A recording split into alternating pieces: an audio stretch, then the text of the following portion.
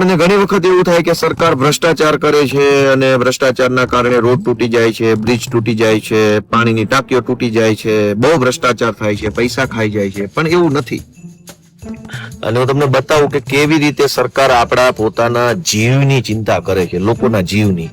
લોકોની ગાડી જો ભટકાઈ જાય તો ગાડીને કઈ થવું ના જોઈએ. બ્રિજ ભલે તૂટી જાય એનું કોઈ ચિંતા નથી, પણ ગાડીને કઈ થવું ના જોઈએ. હલકી કક્ષાનું મટીરિયલ શું કામ વાપરે કે એના કારણે ધારો કે આપણી ગાડી બ્રિજ સાથે ઠોકાઈ જાય તો આપણી ગાડીને કઈ નુકસાન ના થાય. બ્રિજ તૂટી જાય તો તૂટી જાય, એનો કોઈ ટેન્શન નથી. આ બ્રિજ ની અંદર આ પ્રીકાસ્ટ મટીરિયલ જે નાખ્યું છે, આ મટીરિયલ ને ધારો કે આપણે હાથ લગાડીએ તો આ તૂટી જાય.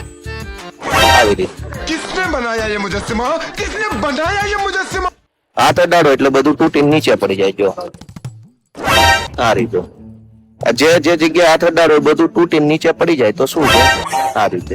अरे बाप रे, ये तो धोती खोल रहा है. એટલે શું છે કે આપણી ગાડીને કઈ તકલીફ ન થાય. બ્રિજ તો ભલે તૂટી જાય, જ્યાં હાથ અડાડો એ બધું જ તૂટીને નીચે પડી જાય અને આપણી ગાડીને લો આ તૂટી ગયું. मैं नहीं मानता. આ રીતનું આખું બધું ચાલે છે કામકાજ. આ બધું છે, બધું ગાડી તૂટે નહીં એવું. તો આ રીતે આવું હલકી કક્ષાનું મટીરિયલ વાપરે, જ્યાં હાથ અડાડો એ બ્રિજ આખો તૂટી જાય એમ છે. અહીંયા પણ તમે જોશો તો આ રીતે આ બધું તૂટી જાય છે બધું. અને હલકી કક્ષાનું મટીરિયલ એટલે વાપરે કે આપણી ગાડી અહીંયા ઠોકાઈ જાય તો ક્યાંય પણ આપણને ગાડીને નુકસાન ન થાય.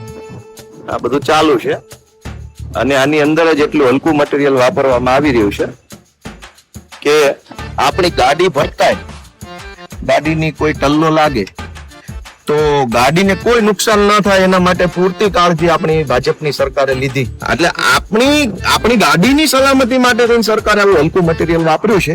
એ બદલ હું ભાજપની સરકારને શુભેચ્છા. Big thank you for being here.